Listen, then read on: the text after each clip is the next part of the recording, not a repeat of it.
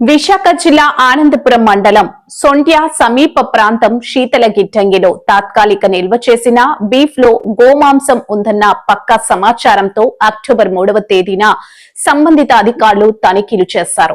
మాంసపు నమూనాలను సేకరించి ప్రయోగశాలకు పంపించిన అధికారులు ల్యాబ్ నివేదిక ఆధారంగా ఓ వ్యక్తిపై సోమవారం ఆనందపురం పోలీస్ స్టేషన్లో ఫిర్యాదు కేసు నమోదు చేసి దర్యాప్తు చేస్తున్న ఆనందపురం పోలీసులు.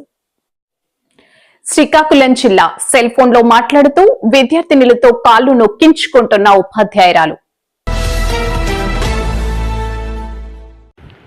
Big breaking news. విద్యార్థినులతో కాళ్లు పట్టించుకున్న టీచర్. శ్రీకాకుళం జిల్లాలో ఓ టీచర్ విద్యార్థులతో కాళ్లు పట్టించుకున్న వీడియో వైరల్ అవుతోంది. మెలియాపుట్టి మండలం బందపల్లి బాలిక గిరిజన ఆశ్రమ పాఠశాలలో ఈ ఘటన జరిగింది.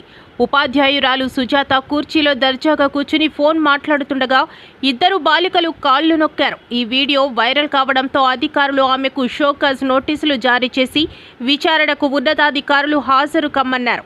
ఇలాంటి ఉపాధ్యాయులపై కఠిన చర్యలు తీసుకోవాలని విద్యార్థి సంఘాలు డిమాండ్ చేస్తున్నారు.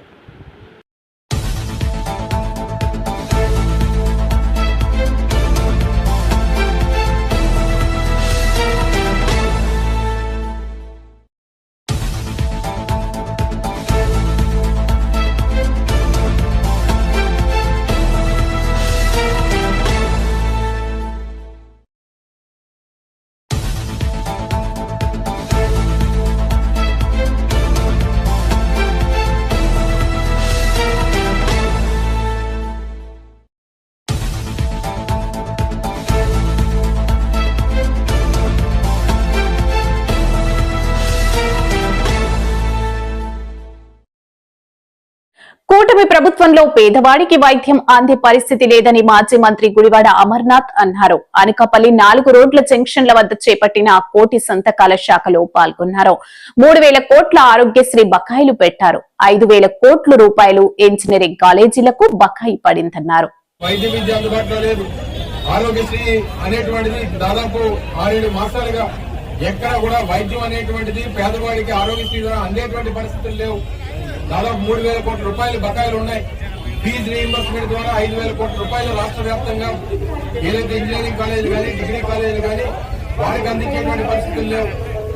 వ్యవసాయం యూరియా అందనటువంటి పరిస్థితుల్లో ప్రజలు ఉన్నారు. నిన్న మొన్న చూసాం, సైక్లోన్ వస్తే కనీసం దాన్ని హ్యాండిల్ చేయలేనటువంటి పరిస్థితుల్లో ఎన్యూమరేషన్ ఎక్కువగా అనకాపల్లి నియోజకవర్గంలో దాదాపు 4,500 ఎకరాలు శంకరం కానీ లేకపోతే మన డైట్ కాలేజ్ ఎదురుగా ఉన్నటువంటి ఆవులు కానీ పెద్ద ఎత్తున నీటికి ముంపుకు గురైతే పొలాలు ఎన్యూమరేషన్ చేసేటువంటి పరిస్థితులు లేవు. సొసైటీలు బలోపేతం కావడంతో పాటు రైతులు బాగుండాలనే లక్ష్యంతో పనిచేస్తున్నట్లు డీసీసీబీ చైర్మన్ కోన తాతారావు అన్నారు. డీసీసీబీ బ్రాంచ్ లో ఆయన మాట్లాడుతూ సొసైటీలను లాభాల బాటలోకి తీసుకొస్తామన్నారు. రైతులు లేకపోతే సొసైటీ డీసీసీబీ లేదన్నారు. లాభాల బాటలోకి రావడానికి కావాల్సిన అన్ని సదుపాయాలు కల్పించడానికి సెంట్రల్ బ్యాంకు ముందుకుంది. మేము అందుకని వాళ్ళని చూసేద్దామని వచ్చాము. సెంట్రల్ బ్యాంకు తాలూకు ముఖ్య ఉద్దేశం సొసైటీని బలోపేతం కావాలి, రైతులు బాగుండాలి. అందుకనే రైతాంగానికి ప్రథమ స్థాయిలో సెంట్రల్ బ్యాంకు చేసే కొన్ని పనులున్నాయి. అవే రైతు ప్రమాదవశాత్తు మరణిస్తే ఇప్పుడు 2 లక్షల రూపాయలు ఇస్తున్న విద్యుత్ సేవకు పుట్టినా లేదంటే యాక్సిడెంట్ల వల్ల చనిపోయినా రైతు లేనిదే సొసైటీ లేదు, బ్యాంకు లేదు. ఇది రైతుల గురించి ఏర్పడినటువంటి సంస్థలు ఇవి. అందుకు రైతులకి ఇన్సూరెన్స్ కంపెనీస్తో మాట్లాడుతున్నాం. మినిమం 5 లక్షల నుంచి ఉండాలని. అలా సాధారణంగా చనిపోతే చిన్నప్పుడు మాతో ప్రయాణం చేస్తున్న రైతు 18 ఏళ్ల సొసైటీలో మెంబర్ అయ్యాడు. 60 ఏళ్ళు 70 ఏళ్ళ వరకు సొసైటీలో చనిపోయే వరకు సొసైటీ మెంబర్గానే ప్రయాణం చేస్తాం. అట్లాంటి రైతు అనుకోకుండా నార్మల్ డెత్ అయినప్పుడు కూడా ఆయనకి ఇప్పుడైతే మేము 58 లోపు అయితే 30,000 ఇస్తున్నారు. 58 సంవత్సరాలు దాటితే as per regulatory insurance regulatory commission ప్రకారం 15,000 ఇస్తున్నారు. దీన్ని సడలించి 1 లక్ష రూపాయలు మినిమం ఇవ్వాలని చెప్పి ఆలోచనతో ఆ ప్రీమియం అవసరమైతే society and bank, central bank రెండు కలిపి ఆప్కాప్ను అడిగాం, ఎరువులు ఇచ్చాం, వాళ్ళ ద్వారా వెళ్తున్నాయి. మిగతా వాళ్ళు సమకూరుస్తాం. ఇన్ఫ్రాస్ట్రక్చర్ కావాలి, ఇప్పుడే అడిగారు గొడవలు లేదని, గొడవలు సదుపాయాలు లాంటివి సమకూరుస్తాం. అది సాధ్యాసాధ్యాలు చూసుకొని లైసెన్సులు కూడా ఇచ్చి ఆ ఇబ్బంది లేకుండా చేస్తాం. ఏదైతే సొసైటీలో అవి లాభదాయకంగా వచ్చేటట్టు డివిడెండ్ రైతుకు అందే విధంగా ప్రయత్నం చేస్తాం. ఇది ఉద్దేశం. సార్ ఖరీఫ్లో ఎంత ఇచ్చారు సార్ రుణాలు? ఖరీఫ్ సీజన్ ఖరీఫ్లో యాక్చువల్లీ బ్యాంకు తాలూకా ఉద్దేశం అయితే మాకు 3,000 కోట్ల రూపాయలు ఈ సంవత్సరం తాలూకా ఖరీఫ్ ఖరీఫ్ 572 కోట్లు. ఖరీఫ్ సీజన్లో 572 కోట్లు ఇవ్వాలి జిల్లాలో పెట్టుకున్నాం. దాన్ని పూర్తి స్థాయిలో చేశాం. అది కొన్ని సొసైటీలు ఇబ్బందుల్లో ఉన్నా అక్కడ కూడా ఇది అధిగమించి 572 కోట్ల రూపాయల వరకు ఈ సంవత్సరం ఖరీఫ్ సీజన్లో central bank, either society or bank రెండు రకాలుగా ఇచ్చుకొస్తుంది. రబీకి దాన్ని మించి ఇవ్వాలనుకుంటున్నాం. అవసరం ఎంతైతే అంత ఇవ్వాలనుకుంటాం. 572 కోట్లు అంటే ఇది ఖరీఫ్ సీజన్లో ఎక్కువ పంట వస్తుంది. రబీ సీజన్లో వర్షాకాలం మీద పండే పంటలు ఉంటాయి. అందుకని దానికి తగ్గట్టు ఎంత అవసరం అంత ఇవ్వడానికి ప్రోత్సహించడం సిద్ధంగా. సార్ కొత్త బ్రాంచ్లు ఏమైనా ప్రపోజల్ ఉంది సార్? పెట్టింది ఆల్రెడీ 6 బ్యాంకులు అయితే కొత్త బ్రాంచ్లు ఉన్నాయి. ఇప్పటికే 32 ఉన్నాయి. 32 కాకుండా కొత్త బ్రాంచ్లు కూడా ఏర్పాటు చేయడం రిజర్వ్ బ్యాంక్ వాళ్ళకి అప్లై చేశాం. ఎక్కడెక్కడ సార్? అర్బన్ అనకాపల్లి జిల్లాలో ఒక 4 చేస్తాం. విశాఖపట్నం జిల్లాలో 2, నాకవరపాలెం, నాతవరం, ఇంకా కొన్ని ప్రపోజల్ చింతపల్లి ఆల్రెడీ ఉన్నట్లు బ్రాంచ్ అది కూడా. అరసవెల్లి, కాజీపేట గ్రామాలలో 2026 ఏప్రిల్ నెలలో జరగనున్న ప్రధాన పండుగలకు సంబంధించిన అంకురార్పణ కార్యక్రమం మంగళవారం జరిగింది. ఈ కార్యక్రమానికి శ్రీకాకుళం ఎమ్మెల్యే శంకర్ హాజరయ్యారు. ఈ సందర్భంగా ఆయన మొరట్లకు నాందిగా సాంప్రదాయం ప్రకారం వృక్షానికి బొట్టు పెట్టి మొరట్లు వేశారు. వచ్చే శ్రీ అసిరితల్లి అమ్మవారి పండుగ అరసవల్లి, కాజీపేట గ్రామాల్లో రెండు కూడా ప్రతి అంగరంగ వైభవంగా సిరిమాను పండుగ జరుపుకోవడం ఇక్కడ సాంప్రదాయం. ఏదైతే మన సనాతన ధర్మం, సంస్కృతి, సాంప్రదాయాలని చేయడానికి కోసం ఈ కార్యక్రమాలు అమ్మ తల్లిని మనం ఎప్పుడు కూడా పూజించుకోవడం అమ్మవారికి. దాంట్లో భాగంగా ఈరోజు సిరిమానోత్సవ కార్యక్రమం, ఈరోజు అంకురార్పణం చెట్టుకి ఈరోజు బొట్టు పెట్టి ఈరోజు ప్రారంభం జరిగింది. రేపు ఏప్రిల్లో ఈ పండుగ మహోత్సవం జరుగుతుంది కనుక ఈ కార్యక్రమానికి అన్ని ఏర్పాట్లు చేశాం. ఎత్తున ఘటాలతో దాదాపు 6,000 మంది పైచిలకు మహిళలు వచ్చి దీనికి మురాట్లు కోసి ఇక్కడ దర్శించుకున్నారు. తప్పకుండా మిగతా ఈ 2-3 నెలల్లో కూడా ఇంకా కావలసిన సదుపాయాలన్నీ కూడా ప్రభుత్వం తరఫున మేము ఏర్పాటు చేసి ఎటువంటి ట్రాఫిక్ కానీ ఎటువంటి అవాంఛనీయ సంఘటనలు జరగకుండా పూర్తి బాధ్యత మేము ప్రభుత్వం తరఫున చేస్తామని ఈ సందర్భంగా మేము తెలియజేసుకుంటూ మరొకసారి ఈ పండగ మహోత్సవం సందర్భంగా ఈ చుట్టుపక్కల గ్రామ ప్రజలందరూ కూడా నేను పూర్తి హృదయపూర్వకంగా శుభాకాంక్షల్లో అభినందనలు తెలియజేసుకుంటూ నమస్కారం. అభివృద్ధిలో దూసుకుపోతున్న కూటమి ప్రభుత్వం ఇది చూసి ఓర్వలేకపోతున్న వైసీపీ అని ఘాటు వ్యాఖ్యలు చేసిన మంత్రి గుమ్మడి సంధ్యారాణి. ఈ మేరకు ఆమె మీడియాతో మాట్లాడుతూ గత ప్రభుత్వ హయాంలో గిరిజనుల హాస్టల్లో చాలా దారుణంగా ఉండేవని, కూటమి వచ్చిన తర్వాతే బాగున్నాయని ఆమె అన్నారు. కష్టాలను గాని గుర్తించి పరిష్కార మార్గాలు వెతుక్కుంటూ పరిష్కార దిశగా వెళ్తున్నామని చెప్పడానికి, చంద్రబాబు నాయుడు గారి ఆధ్వర్యంలో పనిచేస్తున్నామని చెప్పడానికి నిజంగా నేను సంతోషంగా భావిస్తున్నాను. ఈ మధ్యకాలంలో మీ అందరికీ తెలుసు, హాస్టల్స్లో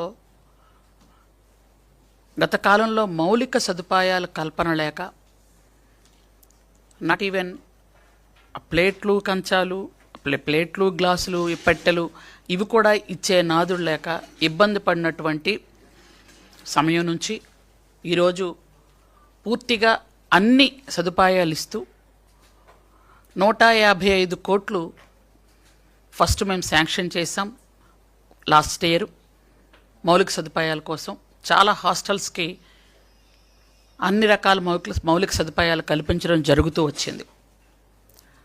ఈ మధ్యకాలంలో ఏ హాస్టల్స్లో ఇంకా ఆర్ఓ ప్లాంట్స్ లేవు, వాష్రూమ్స్ లేవు, లేదా చిన్న చిన్న రిపేర్స్ ఉన్నాయి, అట్లాంటివన్నీ కూడా గుర్తించి ముఖ్యమంత్రి గారి దృష్టికి తీసుకురావటం కూడా జరిగింది. ఈ 2 నెలల్లో మీ అందరికీ తెలుసు, వర్షాలు పడిన తర్వాత గిరిజన ప్రాంతాల్లో వస్తున్నటువంటి మార్పులు కానీ జరుగుతున్నటువంటి చిన్న చిన్న విషయాలన్నీ మీకు తెలుసు. కాబట్టి 113 కోట్లు ముఖ్యమంత్రి గారు శాంక్షన్ చేశారు. దానికి నా ప్రత్యేకమైన ధన్యవాదాలు.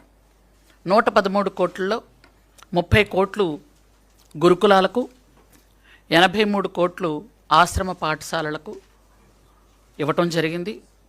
మీ అందరికి కూడా తెలుసు, మాకు టోటల్గా 757 మొత్తం స్కూల్స్ ఉన్నాయి. 757 స్కూల్స్ టోటల్గా ఉన్నాయి. ఎందుకంటే మొన్న 757 స్కూల్స్ ఉన్నాయంటే కొంతమంది ఎవరో కామెంట్ చేశారు 700 ఎక్కడున్నాయి అని. వాళ్ళకి తెలుసో లేదో ఆ విషయం కూడా చెప్దాం అనుకుంటున్నాను నేను. గురుకులాలు 199 ఉన్నాయి. అందులో ఈఎంఆర్ఎస్ కలుపుకొని, యాక్చువల్గా ఈఎంఆర్ఎస్ అయితే మనకి ఈఎంఆర్ఎస్ అయితే మనకి 28 ఉన్నాయి. టోటల్ కలిపి 199 గురుకులాలు ఉన్నాయి. అలాగే మనకి రెసిడెన్షియల్, యాక్చువల్గా ట్రైబల్ వెల్ఫేర్ ఆశ్రమ schools, post matric, pre matric ఇవన్నీ కలిపి 558 ఉన్నాయి. అంటే ఆశ్రమ్ స్కూల్స్ 371 ఉంటే, పోస్ట్ మెట్రిక్ 170 ఉన్నాయి, ప్రీ మెట్రిక్ ఏమో 17 ఉన్నాయి. ఇవి కలిపి 558. ఈ గురుకులాలు ఇవి అన్నీ కలిపి మనకి 757 మొత్తం నా డిపార్ట్మెంట్లో ఉన్నటువంటి గిరిజన పిల్లలకి కావలసినటువంటి స్కూల్స్, హాస్టల్స్ ఉన్నాయి. వీటికి కావలసినటువంటి మౌలిక సదుపాయాలకి అక్కడ ఉన్నటువంటి మేము యాక్చువల్గా ఏం చేస్తాం అంటే స్వచ్ఛ భారత్లో, స్వచ్ఛాంధ్ర దీనిలో మనం టాయిలెట్స్ పెడితే 2012 టాయిలెట్స్ ఆల్రెడీ శాంక్షన్ అయ్యాయి. అక్కడ ఉన్నటువంటి పిల్లల రేషియో ప్రకారం కొన్ని హాస్టల్స్కి 30, కొన్ని హాస్టల్స్కి 40, కొన్ని హాస్టల్స్కి అలా శాంక్షన్ అవుతున్నాయి. అలా కూడా కట్టించుకోవడానికి ఆల్రెడీ స్టార్ట్ చేయడం కూడా జరిగింది. అవి పనులు కూడా జరుగుతున్నాయి, అవి జరుగుతూ వెళ్తున్నాయి. అలాగే ఆర్ఓ ప్లాంట్స్ కూడా పెట్టిస్తున్నాం. కొత్తగా ఏంటంటే పిల్లలు ఫోన్ చేయాలి అని అంటే బయటికి వెళ్ళడానికో లేకపోతే గాజువాక నియోజకవర్గం 68వ వార్డులో కోటి సంతకాల సేకరణ కార్యక్రమంలో పాల్గొన్న తైనాల విజయ్ కుమార్, తిప్పల శ్రీనివాస దేవన్ రెడ్డి. గాజువాక నియోజకవర్గం 68వ వార్డులో కోటి సంతకాలు సేకరణ కార్యక్రమంలో పాల్గొన్న తైనాల విజయ్ కుమార్ గారు, తిప్పల శ్రీనివాస దేవన్ రెడ్డి గారు ఈరోజు గాజువాక ఉత్తర నియోజకవర్గం 68వ వార్డులో ప్రభుత్వ మెడికల్ కాలేజీలు ప్రైవేటీకరణకు వ్యతిరేకంగా కోటి సంతకాల సేకరణ కార్యక్రమం వార్డు కార్పొరేటర్ గుడివాడ అనూష లతీష్ గారు, రాష్ట్ర సంయుక్త కార్యదర్శి గుడివాడ లతీష్ గారి ఆధ్వర్యంలో నిర్వహించారు. ఈ కార్యక్రమంలో గాజువాక నియోజకవర్గం పరిశీలకులు తైనాల విజయ్ కుమార్ గారు, గాజువాక నియోజకవర్గం సమన్వయకర్త తిప్పల శ్రీనివాస దేవన్ రెడ్డి గారు పాల్గొని మేధావులు, ప్రజల వద్ద నుండి సంతకాలు స్వీకరించారు.